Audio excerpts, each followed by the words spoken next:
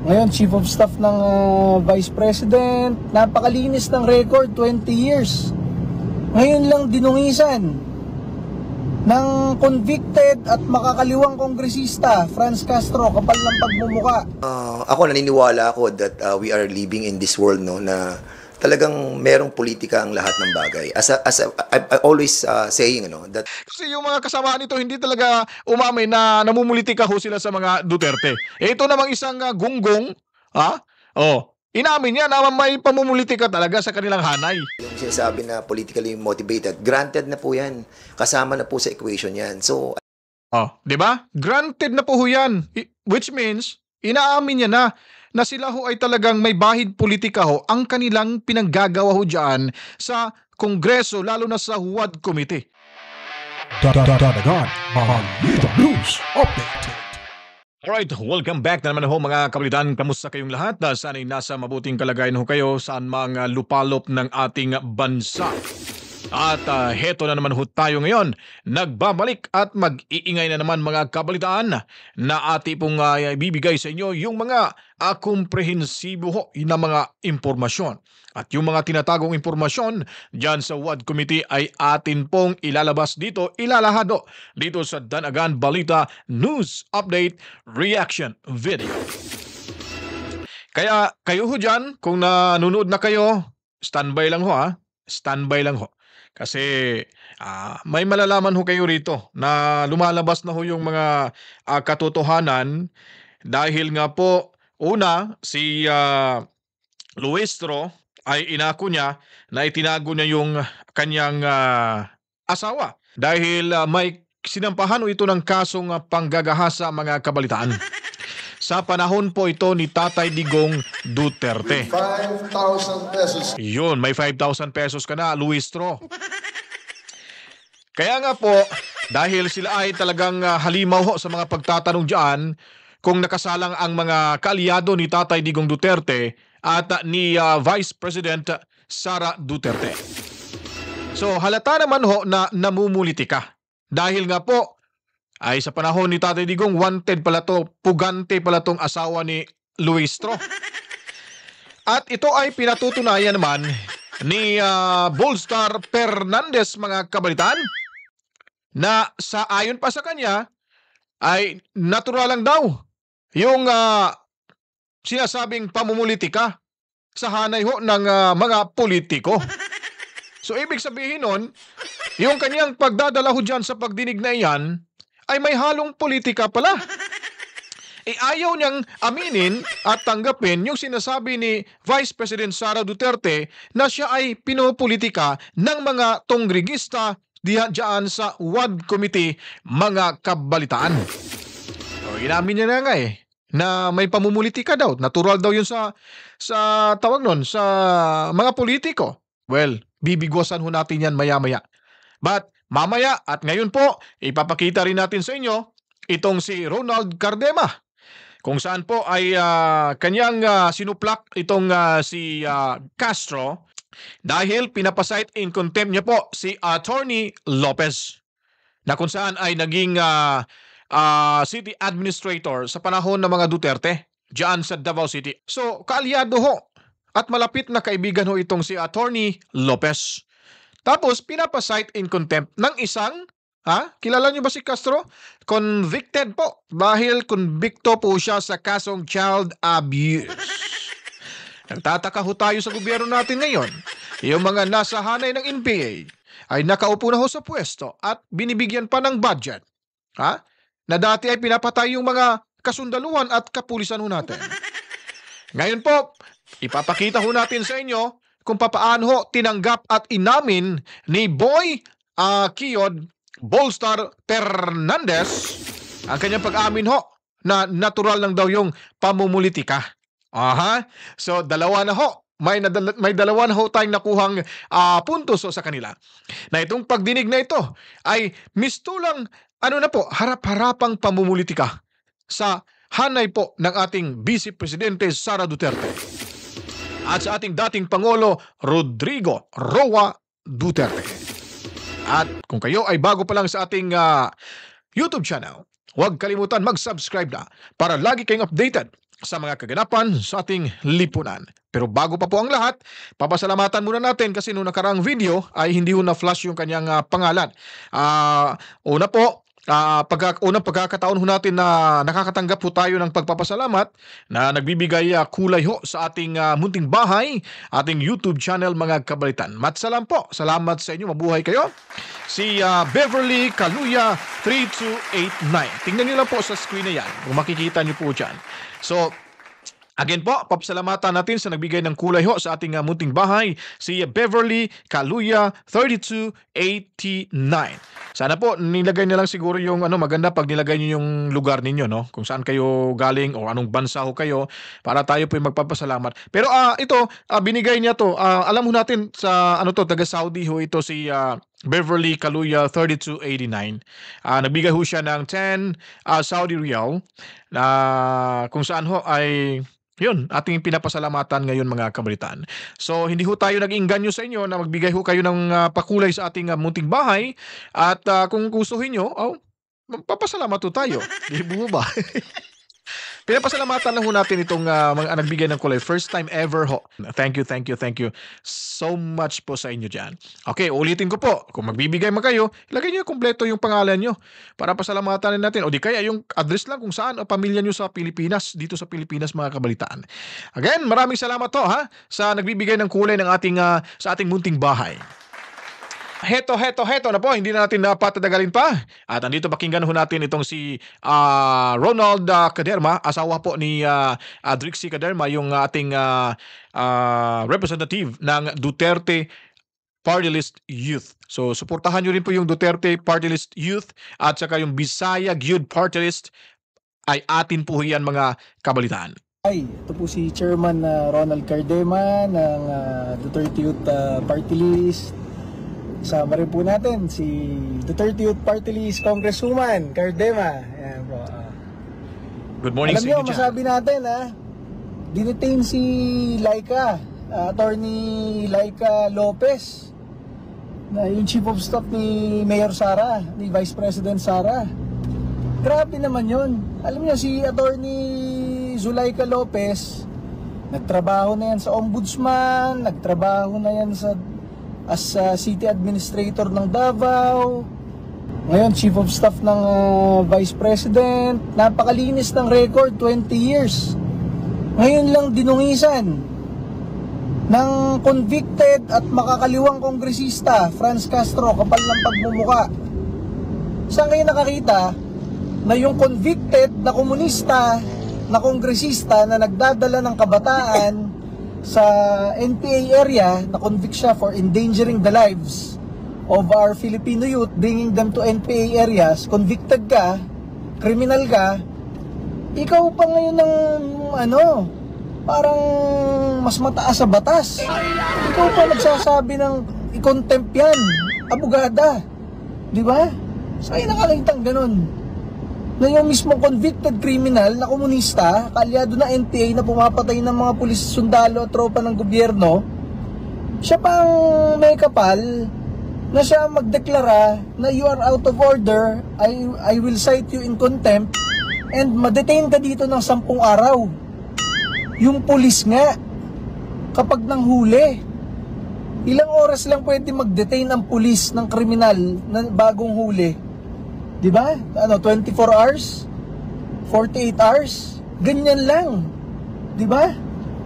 Saan kayo nakakitang kongresista pwede mag-detain ng 10 araw? Hindi ba talagang labag sa karapatan ng isang tao yon? Labag sa batas yon? Right to liberty. Yung karapatan mo na malaya ka. Diba? Saan kayo nakakita na yung mismong komunista na convicted, siya pa magdedeklara na you are out of order sa isang mabait at magaling na abogado? Kita niyo yung si Attorney Lopez, ang mahinahon lang lahat ng pagsagot. Mabait kasi yon. Grabe, di ba? Sira ulo. Yan ba yung klase ng pinopondohan natin sa Kongreso? Yung mga ganyan? Yan ang tunay na betrayal of public trust. Pinapasweldo natin bilang opisyal ng gobyerno, diba? Pinopondohan natin lahat ng activity ng opisina niya sa gobyerno. Tapos ang kaalyado niya, mga NPA na pumapatay ng tropa ng gobyerno. Tapos yung mga pinaggagawa niya, di ba? Talagang mandurog lang ng mga mababait na tao. O, kung hindi ka ba naman talaga si Raulo, kaya galit tayo dyan eh. Ang Duterte Youth Party List, tayo, pati ang Pangulong Duterte, pati ang Vice President Sara Duterte, galit tayo dyan. Kaya nga, ang Duterte Youth Party List, tayo lang ang kaisa-isang party list sa Kongreso na lumalaban sa mga makakaliwang grupo. Tayo lang rin ang kaisa-isang party list na nagbabalik ng death penalty para sa rapist, kidnapper, plunderer, kurakot, drug trafficker, pati NPA na terorista. Walang ibang gumagawa niyan. Tayo lang ang may lakas ng loob gawin yan. At nakita nyo naman yung ginawa ni Congresswoman Cardema last week sa 47 na kongresista na sumabon kay Pangulong Rodrigo Duterte buong araw, 14 hours nga, mula umaga hanggang lampas hating gabi. Ilang boses ninyo sa Kongreso ang nagsalita para iangat ang boses ninyo, ipagtanggol si Rodrigo Duterte?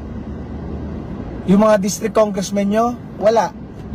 Yung ibang party list na binobola kayo, party list ng mga inaapi, party list ng anti-crime, party list ng kahit anong party list pa yan, wala. Ang kaisa-isang party list na naging boses ninyo sa Kongreso, paglaban sa mga makakaliwang grupo, pagbabalik ng death penalty para sa mga durugista, kriminal at terorista, at sa pagtatanggol kay Pangulong Rodrigo Duterte at kay Vice President Sara Duterte, nag-iisa lang ang boses ninyo. Number 5, Duterte Youth Party List. Kaya masabi ko sa inyo, ano lang ginagawa natin dyan?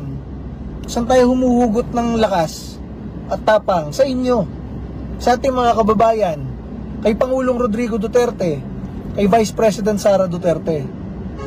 Kasi alam nyo, yung ibang kongresista dyan, yung ibang politiko dyan, yung pananahimik nila, aba, nadadagdagan ng pondo yan. Kasi tahimik lang sila sa issue. Ayaw nilang ipagtanggol ang Pangulong Rodrigo Duterte sa Kongreso. Pero nung panahon na nakaupo siya, lahat yan nakaganyan. Diba? Tapos, lalo na yung mga bumabanat. Aba, may additional yan. Diba? Ikaw ba naman mag-uubos ng oras araw-araw para mag-research, para bumanat? Diba? Merong kapalit yan. Diba? Oh, anong kapalit nung sa atin? Eh, pinapagalitan tayo sa Kongreso. Diba? Nakita nyo si Congresswoman Cardema? Kaisa-isang nagsalita para ipagtanggol si Pangulong Duterte. Oh, pinagalitan siya, diba? Kung ano-ano pinagsasabi. Si Franz Castro may sinabi. Yung isang congressman, Akop, meron rin sinabi. Barbers meron rin sinabi. Si Adjong meron rin sinabi. Diba? Anong masama kung ang sasabihin ni Duterte Youth Party List Congresswoman Cardema ay kung bakit walang mga biktima ng durugista doon sa hearing about droga? Diba? Sa ngayon nakakita, tapos sasabihin pa, bakit si Congresswoman Cardema, ikaw, hindi ka naman na-attend ng ibang hearing nitong tungkol sa drug war? Eh bakit a-attend? Ang witness, puro drug addict, puro drug lord, puro mayor na related sa drugs. Sino ipagtatanggol ni Congresswoman Cardema doon? Kaya syempre, talagang maninindigan si Congresswoman Cardema umattend nung ang sasapunin na at a-attend na ay si Pangulong Rodrigo Duterte at nandun rin si Vice President Sara Duterte. Yun, tama ho yun mga kablitaan. No? Sino ba naman yung mga kaalyado ni Tatay Digong Duterte ang magpapakita ho doon, ipapakita yung mga pagmumukha nila na ang kapalit naman ito ay pagtapyas ho ng budget at kumbaga, iitsapwera ka na ho dyan sa Kongreso. Siyempre, sila ho ay talagang mahirap hong paninindigan yung kanilang paniniwala na sila ikakampi ni Tatay Digong dahil majority ho ngayon dyan sa Kongreso ay mga kalaban ho ni Tatay Digong Duterte. Yun po yung totoo ho dyan. At nagpapasalamat nga ho tayo sa Duterte Youth Party List sa pangalan ho ni Attorney Drixie Cardena dahil nga po ay hindi ho siya natinag at talagang sinupalpal ho itong mga huwad committee na ito, lalo na ho itong si Akop na akala mo kung sinong marunong, akala mo kung sinong may naiambag talaga ng husto sa ating bansa. Ay, nagsalita lang ho ng totoo, kinampihan lang ho at pinuri yung ginawa ni Tatay Digong Duterte, nagalit na ho yung Huwad Committee.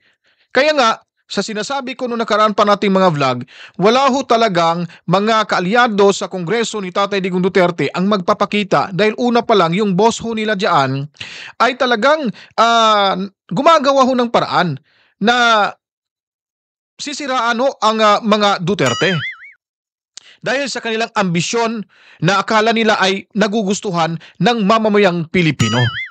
Hindi ho nila alam, sa kanilang pinanggagawa, mas lalo hong naawa yung mga madlang people ho natin. Mas dumami pa po yung nagbigay ng suporta sa ating mahal na dating Pangulo at Vice Presidente Sara Duterte. Hindi ho nila nakikita yan kasi natatakpan yung mga pagmumuka nila ng malalaking sobre. Yung sobre na yan na punong-puno ng kumikintab. Kumikintab na halaga. Di po ba, Mr. President, nakapag-harvest na ba kayo? At sa amin, nakapag-harvest na kami. Sabi ko na nga ba eh. Kakatanim lang eh. So, hindi, buti na lang yung timing, hindi yung bago aanin, nakapag-anin na tayo.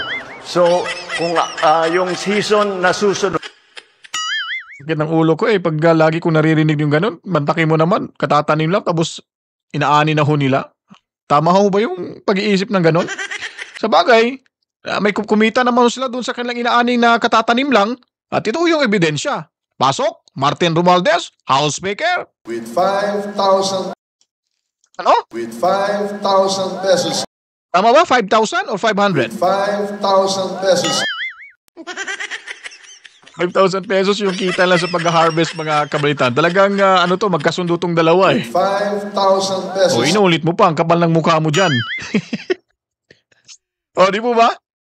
Totoo yung sinasabi ni Ronaldo Cardema na ang Kongreso ho ngayon ay talagang paghihiganti ho at pangtratraidor ho sa dating administrasyon.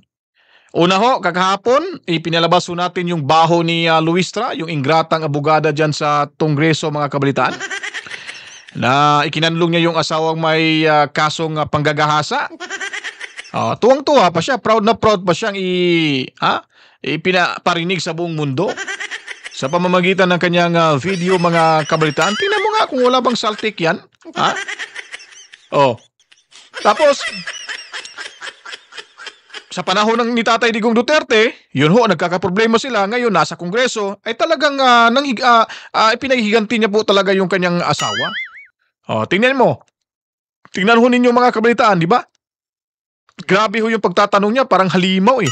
Tapos yung mga pagtatanong, wala naman sa ayos. Kasi halata na talagang namemersonal, namumulitika. Hindi pa niya kung hindi niya aminin na may nangyaring pamumulitika ho dyan, ba't inamin ho ni Boy Boldstar, Dan Fernandez mga kabalitaan? Siya na mismo nag-amin. So ito, malaking sampal ho ito ng kanyang kasamahan. Siguro pagkatapos ng sinabi niya ito, sinabihan siguro to, sana maghulos dili ka, huwag mong sabihin na ganun kasi against sa iyo yan, magagamitin yung salita mo yan against sa sarili mo. Siyempre honest din naman talaga to si kahit paminsan-minsan pagbigyan natin na may natatago pa ito, may naiwan pang honesty sa sarili niya. Inamin ni Boy Fernandez nga natural talaga yung pamumulitika. Hindi nyo ba alam yon? Ito, pakita ko sa inyo ha, kung hindi ako, baka sasabihin nyo, nagsisinungaling ho ako. Andito ho yan si Boy Kiyod at Boy Boldstar Fernandez mga kabalitaan. Tandaan nyo po, dyan sa Laguna, tandaan nyo pong pagmumukha nito. Tandaan nyo po, uubusin yung pera nyo dyan sa probinsya nyo dyan, sa lalawigan nyo. Tandaan nyo. Yung pagmumukha nito. Kung ako sa inyo, butuhan nyo si Saul Aragones o kung sino pa ba yung katunggaliho nila para sa gubernatorial slate mga kabalitaan. Pakita ko na si Boy Kiyod mga kabalitaan ha. Pakinggan niyo yung sinasabi niya. Talagang honest siya. Inamin niya na sila dyan ay talagang namumulitika na ho mga kabalitaan. The easiest gateway, as always, is politically motivated. Ano na yan basang-basa na yung ganyang justification. And ako naniniwala ako that we are living in this world no na talagang merong politika ang lahat ng bagay. I always saying that Tingnan mo, talagang may politika ang yung lahat ng bagay. Napalingon pa tong si Chowa. Balik natin. Tingnan nyo si Chowa, mga kabalitan, ha. Ewan ko, nakikita nyo dyan nakikita ko sa screen ko dito. Ewan ko lang kaya sa inyo dyan. Sige, i-play ho natin to ulit. And ako naniniwala ako that we are living in this world no na talagang merong politika ang lahat ng bagay. I always saying Oh. Hindi nyo makita? Adjust ko muna yung monitor ko dito. Saglit lang po, mga kabalitan, ha.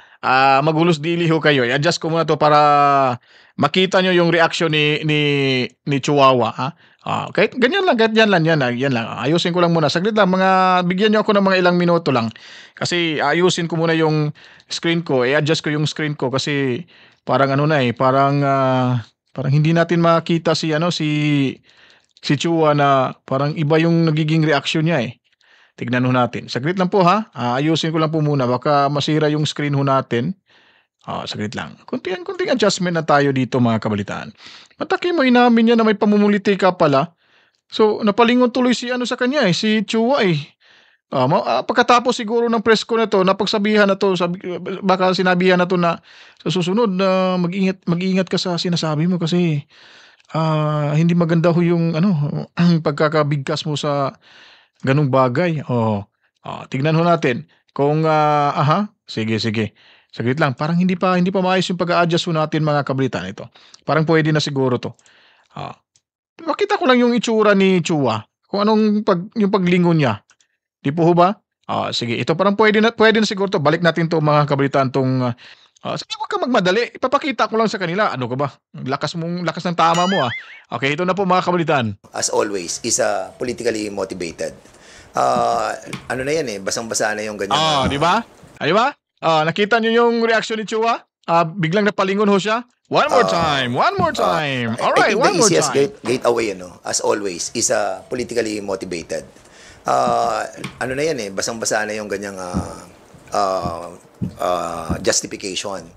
And ako naniniwala ako that we are living in this world no na talagang lahat ng bagay. I always saying that yung dito sa Biglang may sumulpot. Ulitin ho natin para maintindihan. Tingnan niyo lang si Chua. Living in this world no na talagang merong politika ang lahat ng bagay. I always saying that yung di ba? Gumanon si Chua, eh. Siguro iniisip nito, ano pang klaseng congressman to? Ba't sinabi na to? Harap pa ng mga media. Tuloy natin to.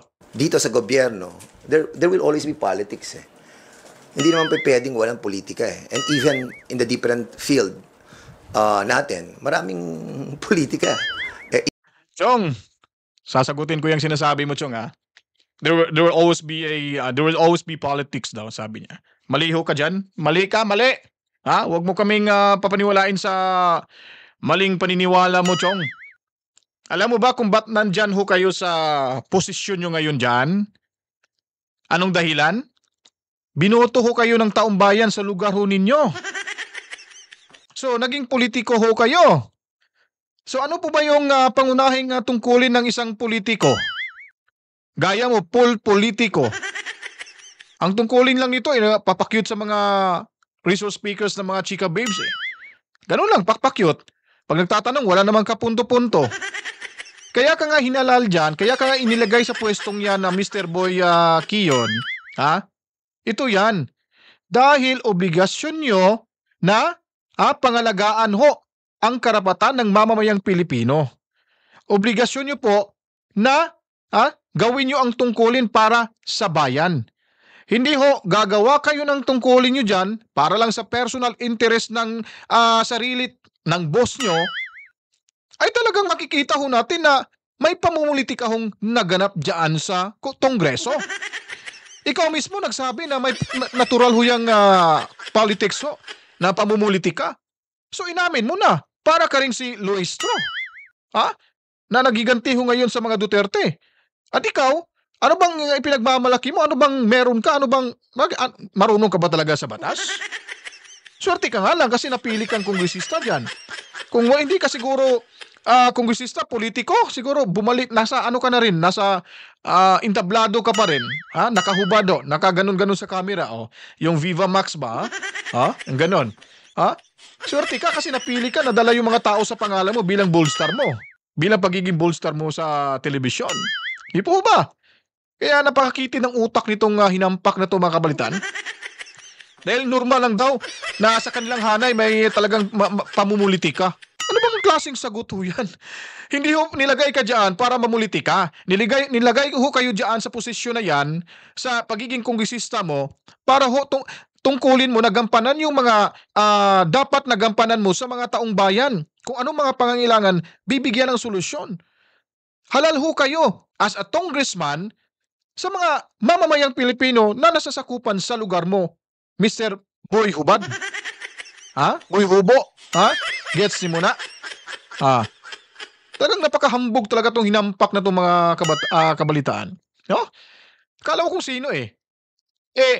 Hindi ka naman siguro kikilos dyan kung wala kang matatanggap na Christmas bonus na siguro may first pa tong bonus pangalawang bonus. Pag nagwagi ito, may pang-tatlong bonus to. So saan ba galing ho yung pera kung totoong may bonus ho kayo dyan pagkatapos nito? Ang tanong, magwawagi ba ang mga kongresistang ito?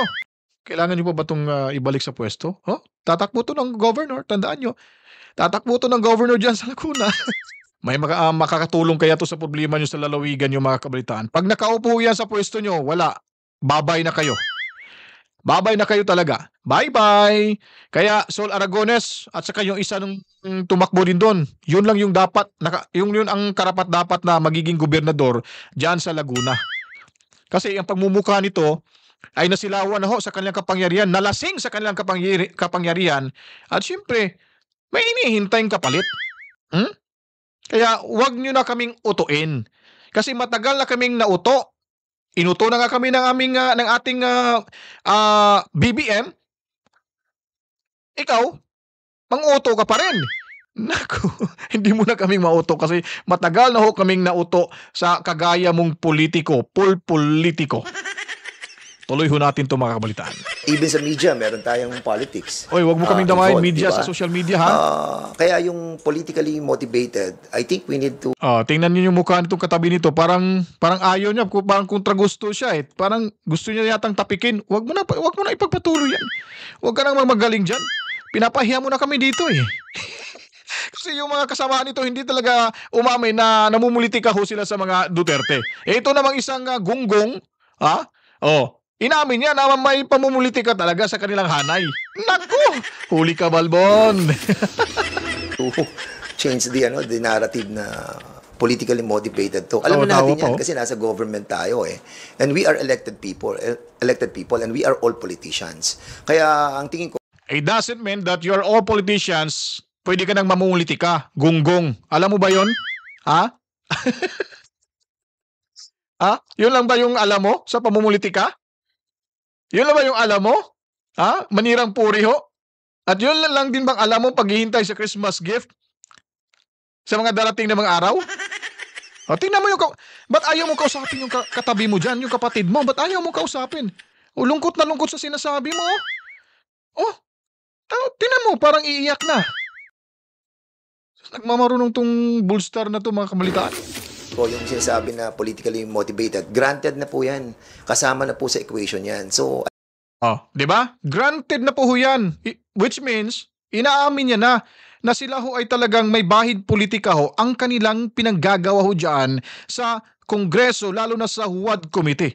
Ewan ko lang kaya kung hindi ba ito napagsabihan ng kanilang mga kasamahan dyan na huwag magsalita ng ganon-ganon kasi yung mga tao, alam mo, pwedeng ibalik sa'yo yan. Pwedeng ibato sa'yo yan. Against sa yung salita mo, against sa sarili mo, nako. Mababahira na tayo ng nito, pagdududa. Talagang nagdududa na kami sa inyo. Ano ba yung ginawa nyo kay Colonel Griselda? Ano bang nangyari doon? Kayo pang nagalit. Ay alakala nyo siguro atas din yung mamang pulis. Malapit na ho. Malapit na ho mga kabalitaan nating malalaman ang kabuuang istorya sa likod ng pangyayari sa kanilang ginagawang pagdinig ng WAD Committee na ito laban sa milyon-milyong bumuto ng dating presidente ng bansa, Rodrigo Roa Duterte. Kasama na rin ang kanyang anak na naging vice-presidente ngayon na humakot ng milyong-milyong boto mula sa mga mamamayang Pilipino. Abangan ang susunod na kabanata dahil malapit na ang totoong hustisya. Iyakin na sila. Ano kayo dyan? Malapit na. May mami ng politically motivated. Kaya sa mga DDS dyan, share nyo po yung video ito. Ikalat nyo po ito para malaman ng karamihan na ito talagang kabalastugan, kawalang hiyaan na ni Bolstar Fernandez ay ipinahamak niya yung kanyang mga kasamahan dyan na umamin na sila ay namumulitikan ni Sara Duterte. Sa mga Duterte dyan, hakutin na natin to. Ipagbigay alam sa lahat ng mga ka-DDS natin na ito ay dapat aksyonan. Dahil pag sila ay nananatili sa kanilang inuupuang pwesto, malamang sa malamang, lulugmok ang kinabukasan ng taong bayan. Lalo na ang mga kabataan na sinasabi ni God Jose Rizal, ang kabataan ay pag-asa ng bayan. Parang nasa entablado na ako nito mga kablitan. Tuloy natin to, tuloy. I hope that we will be stopped using the word politically motivated.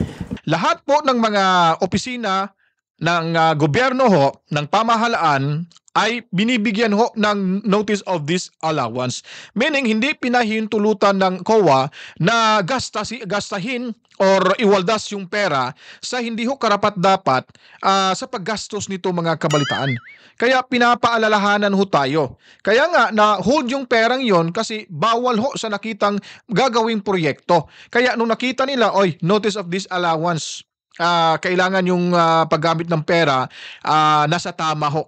Hindi ibig sabihin na nagamit na yung pera. Kaya binigyan ho sila ng notice of disallowance sa COA, mga kabalitaan, mga hunggong din mga animal na to Ng Office of the Vice President. Iniiba yung, hindi nila, ipaliwanag nyo talaga. Ipaliwanag nyo kasi kung ano po yung notice of disallowance. Kayo ba, wala ba kayong notice of disallowance?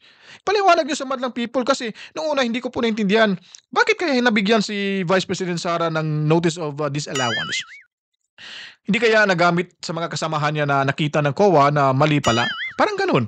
Yung nakita na lang, narinig ko na si Attorney Rodante Marcoleta, si congressman, na hindi ibig sabihin daw, pag nakakatanggap ng notice of disallowance yung isang opisina ng pamahalaan, ay may nagawa na hong kalukuhan. May mali na ho dyan. Hindi ho. Pinapaalalahanan lang ho tayo na itong purpose, itong budget nito, ang purpose nito ay ito dapat. Hindi na lumagpas, na hindi naaayon o naaangkop sa programa sa ating gobyerno. Yun pong ibig sabihin nun. Kung may mga nakakaalam pa po sa akin, more than that, so i-enlighten nyo po ako. Pwede kayong mag-comment. Kasi willing ho tayong tumanggap ng mga suhestyon para madagdagan ho yung ating kaalaman, mga kabalitaan. Kaya kung nagustuhan nyo po ang video ito, huwag nyo pong kalimutan mag-subscribe na para laging updated sa mga kaganapan sa ating lipunan. At lalo na ho sa mga kababayan nating OFW na nasa ibang bansa, huwag pong kalimutan panoorin ang video ito, i-like at mag-comment, i-share nyo na rin po para maipagbigay alam na rin ho natin sa mga kababayan nating Pilipino na walang nalalaman patungkol ho sa mga pangyayari sa ating mahal na inang bayang Pilipinas. At sa muli, ako po'y magpapaalam. Kita-kits na ho tayo sa susunod pang mga video nating i-upload. Dito lamang ho sa inyong sinusundan, pinapanood na YouTube channel, ang munting bahay ho natin, Danagan Balita News Update Reaction Video. To God be the glory. Mwah mwah. Chip chip. Peace out.